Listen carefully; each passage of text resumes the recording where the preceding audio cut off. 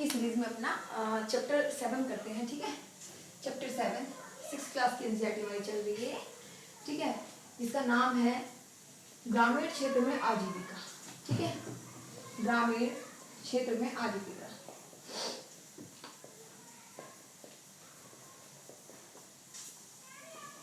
मतलब ग्रामीण क्षेत्र में ऐसे कौन कौन से कार्य हैं जिनको करके लोग अपना क्या कहते हैं, अपना मतलब जीविका चला रहे हैं अपनी। ठीक है, आजीविका। तो इसमें भी एक स्टोरी दी हुई है। ठीक, पहले तो इसमें यही बताया हुआ है कि ग्रामीण क्षेत्र में मतलब काम किस किस टाइप के होते हैं। ठीक है, तो ग्रामीण क्षेत्र में 2 टाइप के काम होते हैं। एक तो होते हैं एग्रीकल्चर। ठीक है, एग्रीकल्चर। एक होते हैं नॉन एग्रीकल्चर। ठीक है, नॉन एग्रीकल्चर। ठीक, एग्रीकल्चर। अब इसमें एग्रीकल्चर में तो हम सीधे सीधे जान रहे हैं कौन सा कार्य होता है, वही खेती वगैरह ये सब चीजें है ना, ये एग्रीकल्चर में आ गया। लेकिन अब ग्रामीण क्षेत्र हम जानते हैं भारत में मतलब मोस्टली ग्रामीण क्षेत्र में जो है लोग अपनी आजीविका एग्रीकल्चर के तौर पे ही कमाते हैं, है ना। लेकिन नॉन एग्रीकल्चर भी कुछ वर्क्स होते हैं गांव में, जैसे कि टोकरी बनाना है ना। हमने टोकरी बनाना, ठीक, हमने जब 8th क्लास की ज्योग्राफी पढ़ी थी उसमें भी हमने सारी चीज़ें देखे थे। इनको लघु कुटीर उद्योग कहते हैं ना, याद आ रहा होगा। तो टोकरी बनाना और बर्तन बनाना है ना, पोट्स बनाना, बर्तन बनाना, ईंटें बनाना। ठीक है, ये तो सारे ये कार्य हो गए। अब इसमें कुछ लोग ऐसे भी होते हैं जो सेवा कार्य में मतलब अपना योगदान देते हैं। ठीक है, सेवा कार्य के लिए जैसे कि वे लोग जो लोहे का काम करते हैं ना, यानी कि लोहार और नर्स। ठीक है, अध्यापक और जो मतलब बाल काटते हैं हमारे, है ना, बार्बर। ठीक, और मतलब जो साइकिल, जैसे साइकिल या फिर हमारे जो वाहन रिपेयरिंग का कार्य करते हैं ना, वाहन रिपेयरिंग का कार्य।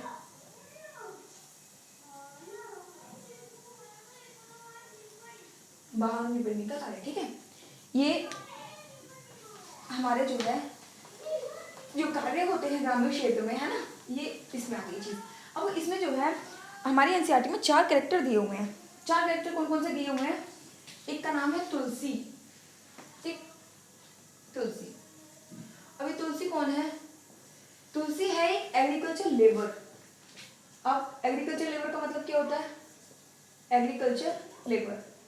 ठीक है, अभी खेती में जब कृषि कार्य होते हैं उसमें 2 टाइप के लोग काम करते हैं। जैसे कि एक तो मतलब कृषक है, जिनकी जमीन है वही उस जमीन पे काम कर रहे हैं। ठीक है, एक तो ये हो गई। एक होते हैं एग्रीकल्चर लेबर मतलब मजदूर। ठीक है, खेती मजदूर जिनको बोलते हैं। तो ये वो लोग होते हैं जिन जो मतलब खेत में काम तो करते हैं, लेकिन ये खेत इनका नहीं होता है, खेत होता है किसी और का, खेत किसी और का होता है। ठीक है, तो ये जो हमारी तुलसी हैं ये एग्रीकल्चर लेबर है। और दूसरा एक व्यक्ति है रमन, उसकी ये वाइफ है। ठीक है, रमन की पत्नी है, रमन की पत्नी। ठीक है, अब क्या है, ये एग्रीकल्चर लेबर है। तो ये जो है एक व्यक्ति है रामलिंगन। ठीक है, सॉरी रामालिंगन। ठीक है, ये व्यक्ति है एक। ये है बड़े किसान। बड़े किसान मतलब इनके पास ज़मीन है, इनके पास चावलों की मिल भी है, ये और दूसरे कार्य भी करते हैं, दुकानें वगैरह भी इन्होंने खोली हुई हैं। तो रामालिंगन जो है हमारे, ये है आपके बड़े किसान। ठीक है, अब बड़े किसान मतलब जिनके पास भूमि का बड़ा टुकड़ा होता है। तो तुलसी जो है हमारी, ये रामालिंगन के खेतों में ही काम करती है। ठीक है, खेतों में कार्य। और रामालिंगन ने जो है, अब खेत बड़े तो सीधी सी बात है, मतलब उपज भी बड़ी होगी। तो इन्होंने जो है 20 एकड़ क्षेत्र में चावल उगाए हैं। ठीक है, चावल की खेती ये उन्होंने की है। तो अब तुलसी जो है, तुलसी मतलब रामालिंगन की जो है मतलब परमानेंट वो है, वर्कर है। परमानेंट वर्कर कैसे है? जैसे कि रामालिंगन जो है ये तुलसी को देते हैं 40 रुपए प्रतिदिन के हिसाब से। ठीक है, कार्य करने का अपने खेत में 40 रुपये प्रतिदिन के हिसाब से देते हैं। जबकि ये जो है 40 रुपये प्रतिदिन, ये औसत से भी कम है। मतलब और वर्कर को देखा जाए तो उनको ज़्यादा मिलता है। ठीक है, औसत से कम ये इनका जो है इनको मतलब आय होती है इनकी पर डे की। लेकिन अब क्वेश्चन ये है कि तुलसी इनको कम एज कम जो है मतलब इनको आय मिल रही है तुलसी को, उसके बाद भी तुलसी रामालिंगन के खेत में काम क्यों करती हैं? वो इसलिए क्योंकि इनके बीच में कॉन्ट्रैक्ट है। कॉन्ट्रैक्ट मतलब लीगल तो नहीं है, ठीक है, एक कॉन्ट्रैक्ट है इनके बीच में। वो ये है कि रामालिंगन के यहाँ जब भी कोई कार्य होता है, ठीक है, रामालिंगन के यहाँ जब भी कोई कृषि कार्य होगा, कोई भी कृषि कार्य होगा, तो वो तुलसी को ही बुलाएंगे, ठीक है। तो तुलसी जो है रामालिंगन खेत में कम आय पर भी क्यों काम कर रही है? क्योंकि तुलसी की यहाँ पे जॉब सिक्योरिटी है। तुलसी की यहाँ पे क्या है? जॉब सिक्योरिटी, ठीक। अब जैसे कि और मजदूर हैं तो उनका क्या है कि क्या कहते हैं, सपोज करो किसी दूसरे कोई और मजदूर है, किसी दूसरे केस की बात करते हैं हम कि कुछ और मजदूर हैं जो किसी दूसरे के खेत में काम करते हैं, ठीक है। अब जैसे कि जब कृषि का कार्य होता है, जैसे कटाई वटाई होती है, ये सब तो मजदूरों की आवश्यकता पड़ती है। अब ये जो है कितने, अभी इन किसी को भी उठा लेगा इनमें से, ठीक है। सपोज करो 5 हैं, उसको 4 की नीड है, उसने इसको छोड़ दिया, या फिर ये इन सबको ले लिया, इसको छोड़ दिया। तो मतलब ये चीज़ तुलसी के साथ नहीं है, ऐसा नहीं तुलसी कभी छोड़ा जाएगा। ये कॉन्ट्रैक्ट एक तरीके से है, मतलब दोनों को ये सहमत है इस चीज़ पे कि जब भी रामलिंगन के खेत में खेती का कार्य होगा तो उसको तुलसी को ही बुलाया जाएगा, ठीक है। तो ये 2 कैरेक्टर हो गए हमारे, एक तो हो गई तुलसी, एक हो गया रामालिंगन। अब एक है रामालिंगन की पत्नी है, ठीक है, रामालिंगन की पत्नी है जिनका नाम है करूथम्मा, ऐसे करके कुछ नाम है, ठीक है, करूथम्मा रामालिंगन की पत्नी है ये, पत्नी रामालिंगन की, ठीक है। ये क्या करती है, ये जो है जो तुलसी है, ठीक है, जिनके खेत में काम करती है, तुलसी और तुलसी के जैसे अन्य जो और किसान हैं, ठीक है, ये उन पर नजर रखती है, ठीक है, तुलसी पर नजर, ये लोग काम सही से कर रहे हैं नहीं कर रहे हैं, ठीक है, ये चीज़ है। और एक व्यक्ति इसमें, एक व्यक्ति और है, ठीक है, पहली तुलसी हो गई, दूसरे रामालिंगन हो गए हमारे, तीसरी करूथम्मा हो गई, और चौथे जो है उनका नाम है शेखर, ठीक है, चौथे हैं हमारे शेखर। अब शेखर क्या है? शेखर जो है, स्पेसेस को मिटा देते हैं, ठीक है।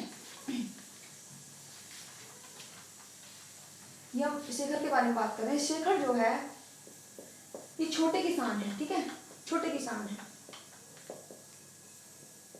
ठीक है। इनके पास भूमि का छोटा टुकड़ा है, ठीक है, भूमि का छोटा टुकड़ा,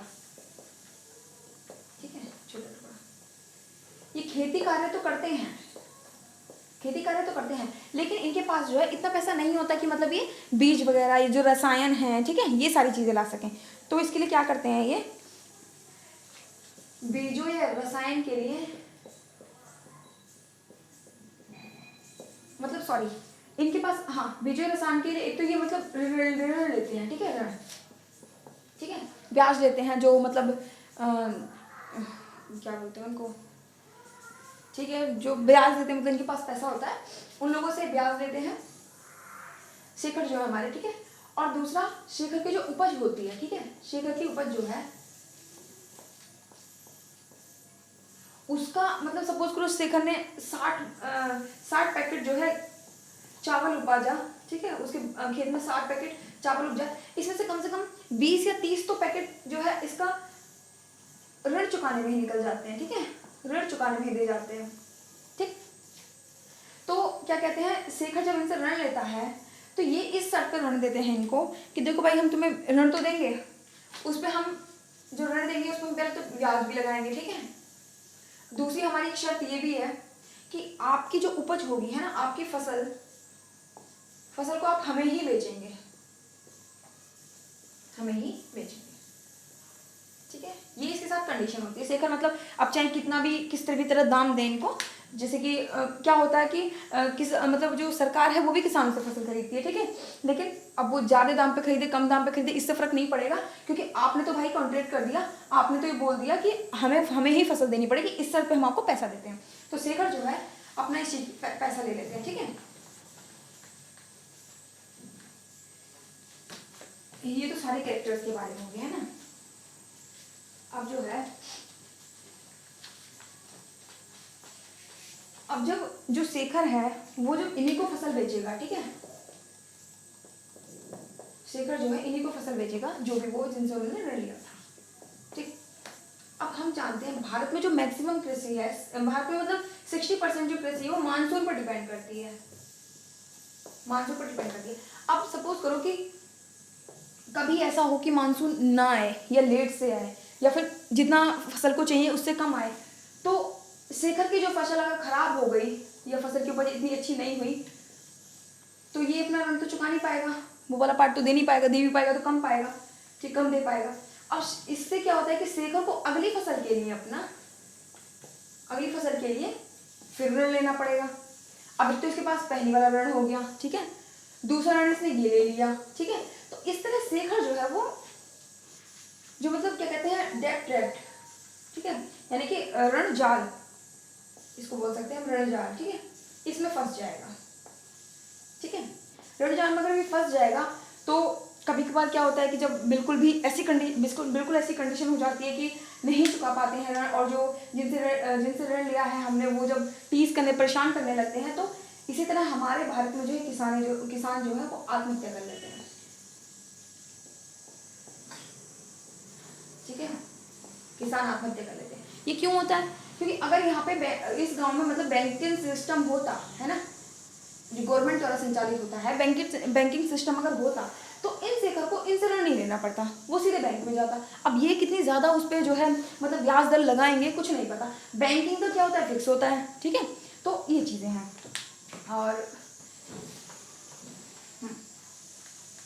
और इसमें एनसीईआरटी में एक चीज़ ये कही गई है कि तुलसी और शेखर जैसे किसान, तुलसी मतलब कौन, जिनके पास ज़मीन नहीं है, और शेखर मतलब कौन, जिनके पास ज़मीन तो है लेकिन भाई उस पर खेती बेती उगाने के लिए उनको ऋण लेना पड़ेगा, ठीक है। तो तुलसी और शेखर जैसे जो किसान हैं ये भारत में तकरीबन 80% है, 80% किसान हमारे भारत में ऐसे हैं जिनके पास या तो ज़मीन ही नहीं है या फिर वो मतलब थोड़ा ज़मीन थोड़ा है या फिर वो दूसरे की ज़मीन में काम करते हैं, ठीक है।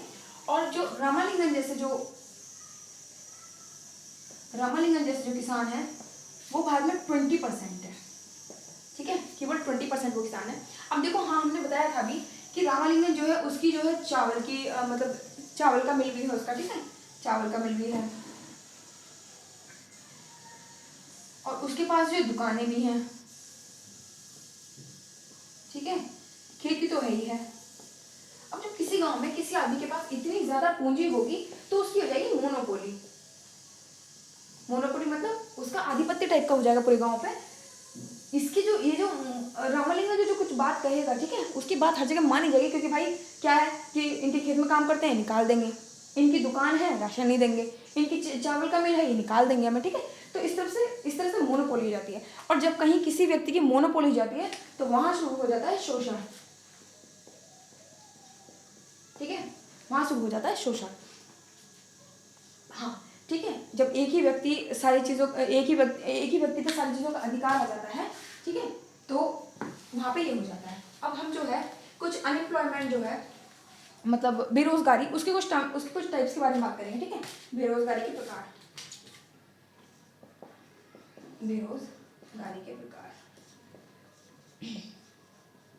ठीक है। तो इसमें पहला जो है हमारा पहला आएगा सीजनल अनएम्प्लॉयमेंट,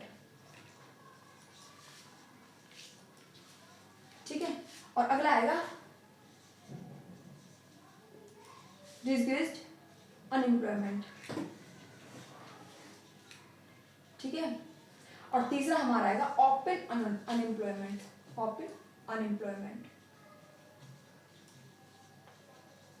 ठीक है। सीजनल अनएम्प्लॉयमेंट जैसे कैसा है, जैसे कि तुलसी, ठीक है।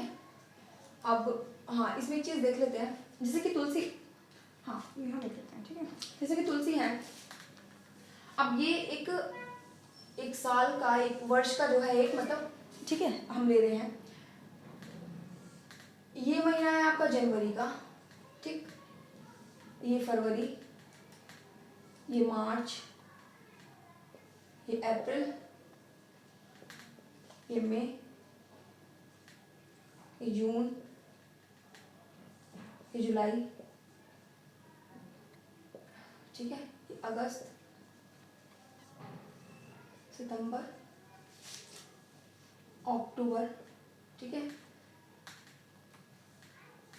नवंबर, और ये मंथ हो गया हमारा दिसंबर, ठीक है।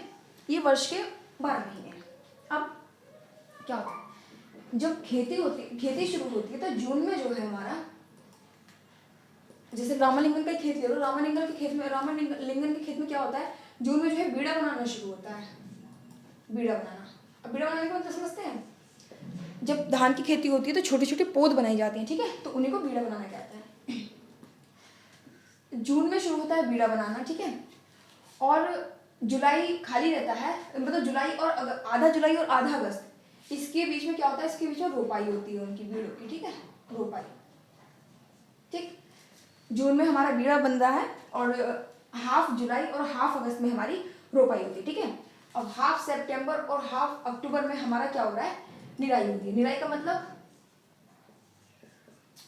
का मतलब होती है जो फसलों के साथ और खरपतवार उग जाते हैं, ठीक है, उनको फसल में से हटाना, क्योंकि वो खरपतवार क्या करती हैं, जो पोषक तत्व होते हैं वो शेयर करने लगती हैं। अब देखो एक खेत है, इसमें एक पेड़ है, तो सिर्फ इसी को मतलब सारा जो पोषक तत्व वो मिलेंगे, यहीं पे 2 हो जाए तो भाई इसको भी मिलेगा, इसको भी चाहिए, 3 हो जाए तो इस तरह से ये चीज़ है, ठीक है। तो इन खरपतवार को हटाया जाता है जिससे सारे पोषक तत्व फसल को मिले और फसल अच्छी हो जाए। तो निराई का मतलब होता है खरपतवार को हटाना, खरपतवार को हटाना, ठीक है, ये चीज़ है। अब इस समय तो निराई हो रही है, ठीक है, और हाफ नवंबर और हाफ दिसंबर में हमारा क्या होता है, कटाई होती है, ठीक है। अब ये एक प्रोसीजर है, ये हो रहा है रामालिंगन के खेत में। अब तुलसी जो है, देखो तुलसी को जून में बुलाया जाएगा कि भाई बीड़ा बनाओ, ठीक है, फिर जुलाई और अगस्त में जून में बुलाया जाएगा बीड़ा बनाओ, जुलाई और अगस्त में उनका होगा वो रोपाई करेंगी, ठीक है, सितंबर से अगस्त के में वो निराई करेंगी, और नवंबर दिसंबर में वो कटाई करेंगी। यानी कि जून से लेके जो दिसंबर तक के मंथ थे, यहाँ तो क्या कहते हैं, जो हमारी तुलसी हैं उनके पास मतलब रोजगार है। लेकिन ये जो जनवरी से, ठीक है, जनवरी से ये जो जून तक का टाइम, ये जब तक बीड़ा नहीं बना, चलो मई तक का ले लो, ठीक है, इसमें जो तुलसी है वो तो इसमें तो खाली है ना, इसमें तो कोई काम है नहीं उनको करने के लिए, ठीक है। तो इस समय जब तुलसी फ्री है एकदम, ठीक है, कोई काम नहीं है उनके पास, तो इस समय भी कम से कम अपना पेट पालने के लिए, अपनी आवश्यकताएं पूरी करने के लिए धन तो चाहिए ही चाहिए, ठीक है।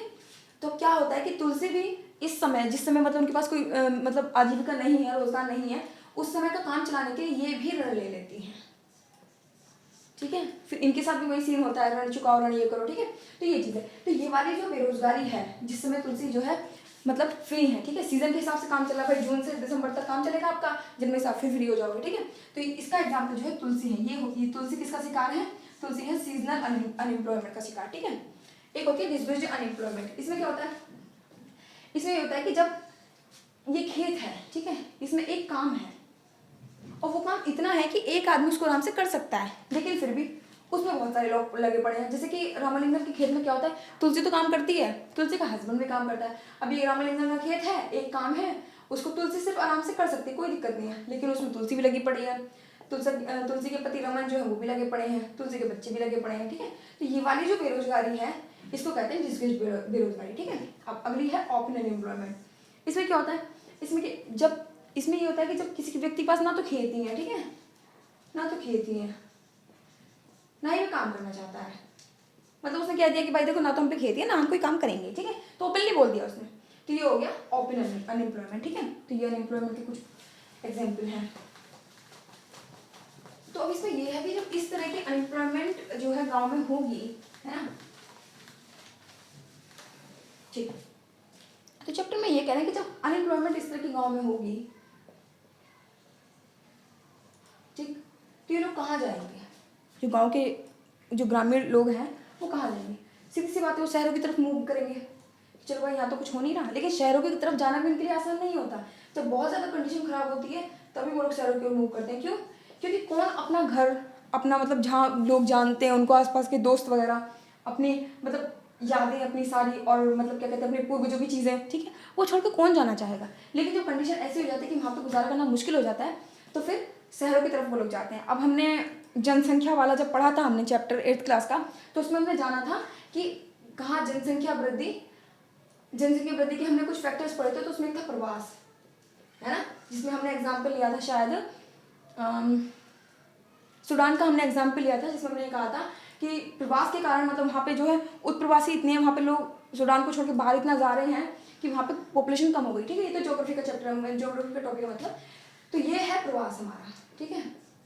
अब ये लोग प्रवास करते हैं, प्रवास मतलब माइग्रेशन करते हैं, माइग्रेशन हो जाता है यहाँ पे शुरू, ठीक है। अब माइग्रेशन जब यहाँ पे हो जाएगा, जैसे कि सपोज कीजिए ये एक गांव है, ठीक है, ये शहर है हमारा और ये है एक गांव, ठीक है। अब जब सारे के सारे गांव के लोग जो है, जब अनएम्प्लॉयमेंट की वजह से या किसी भी रीज़न से, ठीक है, शहर में आएंगे, ठीक है, तो शहर की चीज़ों पे दबाव पड़ जाएगा नहीं। शहर में जल की आपूर्ति बाधित होगी। दूसरा, शहर में जो एजुकेशन है वो भी महंगी है, तो ये लोग कैसे करेंगे, है ना। एक मिनट, ठीक है। तो जैसे कि ये गांव है, ठीक, अब जो गांव से लोग जो है शहर की तरफ मूव करेंगे, ठीक है।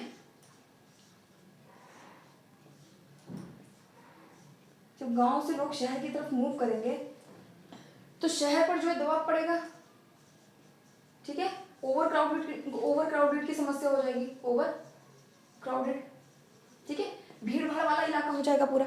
दूसरा, जो शहर के संसाधन है उन पर दबाव पड़ेगा, संसाधनों पर दबाव पड़ेगा, संसाधनों पर दबाव पड़ेगा। अब क्या है कि अब जब ये लोग शहर आएंगे तो शहर में रहना काफ़ी मतलब कॉस्टली है, महंगा है, ठीक है। तो ये लोग क्या करेंगे, शहर के जो किनारे हैं, जैसे कि ये जो एरिया है, ठीक है, यहाँ पे ये लोग घर बना के रहना शुरू कर देंगे। और ये घर नहीं बनाएंगे, ये रहेंगे झोपड़पट्टी में, ठीक है, स्लम्स, ठीक, झोपड़ी वगैरह में रहना ये लोग शुरू कर देंगे। झोपड़ी वगैरह में रहना ये लोग शुरू करेंगे तो क्या होगा वहाँ पे, मतलब गंदगी वगैरह, ठीक है, गंदगी वगैरह होगी तो बीमारियां फैलेंगी, ठीक, ये चीज़ें हैं। दूसरा, शहर में हम जानते हैं शिक्षा महंगी है, तो ये लोग मतलब अपने बच्चों को एजुकेशन भी ठीक से एजुकेशन भी नहीं दे पाएंगे, ठीक है। और खाने की समस्या भी हो सकती है ना, कि खाना वगैरह सब महंगा रहेगा तो फिर लो क्वालिटी का इनको खाना मिले क्या पता, ठीक है। ये सारी चीज़ें जो है, जब एक व्यक्ति अपना गांव छोड़कर शहर में आता है तो शहर में ये सारी समस्या हो जाती हैं, ठीक है। लेकिन अब ये चीज़ देखो कि क्या इसको कम करने के लिए कोई उपाय नहीं हो रहे हैं। हमने लास्ट टाइम जो पढ़ा था तो हमने कहा था कि जो ग्राम पंचायत है उसका काम है कि अपने गांव में जो है, ग्राम पंचायत का हमने काम पढ़ा था कि अपने गांव में जो है, जो मतलब रोजगार के अवसर, मतलब रोजगार के संबंधी जो चीज़ें हैं वो करना, जिससे गांव के लोगों को एम्प्लॉयमेंट मिले। अब जो गांव के लोगों को एम्प्लॉयमेंट मिल जाएगा तो वो क्यों शहर की तरफ प्रवास करेंगे, नहीं जाएंगे ना शहर की तरफ वो। तो यही है, तो इसलिए जो गवर्नमेंट जो है, ऐसी गवर्नमेंट डिफरेंट जो स्कीम्स लाती रहती है, ठीक है, इस चीज़ को रोका जाए, शहर को शहर की तरह संचालित होने दिया जाए और गाँव की तरह ही रहे। मतलब लोग संसाधनों की वजह से गाँव से शहर इस तरह से शिफ्ट ना हो, ठीक है, क्योंकि फिर एक जगह पे काफ़ी ज़्यादा लोड हो जाएगा, ठीक। तो ये चीज़ें हैं। तो इसमें जैसे कि सरकार इस सब के लिए क्या करती है, सरकार जैसे कि एक स्कीम चलाती है मनरेगा, है ना, मनरेगा। इस स्कीम में क्या है, इसमें जो है गवर्नमेंट गांव के लोगों को जो है मतलब वर्क देती है, ठीक है, वर्क होता है, कुछ डेवलपमेंट वगैरह रिलेटेड वर्क होते हैं, ठीक है, जैसे सड़क निर्माण वगैरह, गड्ढे खुदवाना, ये सब चीज़ें। तो डेवलपमेंट का वर्क देती है, उसके बदले में उनको पैसे मिलते हैं, ठीक है, उनकी मतलब आय होती है, इनकम मिलती है उनको, ठीक। मनरेगा स्कीम जिसमें लोगों से वर्क कराया जाता है। अभी क्यों है मनरेगा स्कीम, इसीलिए है ना कि अगर आपको एम्प्लॉयमेंट मिल रही है, जैसे कि अब तुलसी है, तुलसी क्या कर सकती है, तुलसी का जो जून से जो दिसंबर तक का काम है वो तो तुलसी आराम से कर सकती है, ठीक है, उसमें तो उनको काम मिल रहा है, कोई दिक्कत नहीं है। लेकिन बाकी के दिसंबर से बाद के जो दिन है उसमें क्या कर सकती है, ये अपने आप को मनरेगा में करा लें, है ना, वहाँ काम कर सकती हैं। तो इन्हें जो है ऋण वगैरह से मुक्ति मिल जाएगी, उसके डेट में नहीं फंसेंगे, ठीक है। तो डेवलपमेंट संबंधी कार्य कराते हैं तो इनकी मतलब इनकम फिक्स हो जाएगी। तो फिर क्या कहते हैं, ये प्रवास जो है वो कम हो जाएगा, ठीक है, प्रवास कम हो जाएगा, ये कुछ चीज़ें हैं। और फिर हमने ये देखा कि हाँ, एनसीईआरटी में एक चीज़ ये भी है कि जो लोग कोस्टल एरिया के निकट रहते हैं, जैसे हमारा इंडिया है ये, ठीक है, यहाँ पे रह रहे हैं, गोवा वगैरह में रह रहे हैं, ठीक है, या फिर तमिलनाडु का, सॉरी केरल की ये वाली साइड है, या फिर तमिलनाडु की वाली साइड है, अगर लोग यहाँ पे रह रहे हैं तो वे लोग क्या करते हैं, वे मतलब मछली पकड़ते हैं, ठीक है, मछली पकड़ने का कार्य करते हैं वो लोग, ठीक, मछली पकड़ते हैं। अब उसके लिए मछली पकड़ने के लिए जो जाल वगैरह आते हैं वो भी बहुत कॉस्टली आते हैं, तो लोग क्या करते हैं, ग्रुप में जो है एक जाल ले लेते हैं, उसमें अब इसमें क्या करते हैं ये लोग, जैसे कि रात भर जो है उस जाल को नदी में या जो पास मतलब आसपास का जो भी पानी है समुद्र का, इसमें फेंक देते हैं और सुबह को जाके अपनी मछलियाँ निकाल लाते हैं। अब ये भी एक काम है इसमें, जैसे कि जाल वगैरह सुधारने में 3-4 लोगों की आवश्यकता होती है ना। तो फिर ये लोग क्या करते हैं, यहाँ से इन्होंने मछली पकड़ के अपने पास की जो महिलाएं वगैरह हैं उनको दे देते हैं, ठीक है। वो क्या करती है, टोकरी में जाके इनको बाजार में जाके बेच देती हैं, ठीक है। तो इससे भी एक मतलब क्या कहते हैं इम्प्लॉयमेंट हो जाए, मतलब जो है आय का एक साधन हो जा रहा है, ठीक है। तो ये चैप्टर भी यहाँ पे खत्म हो गया, ठीक है। अगले चैप्टर में हम पढ़ेंगे मतलब शहरी क्षेत्रों में रोजगार, है ना। तो ठीक है चैप्टर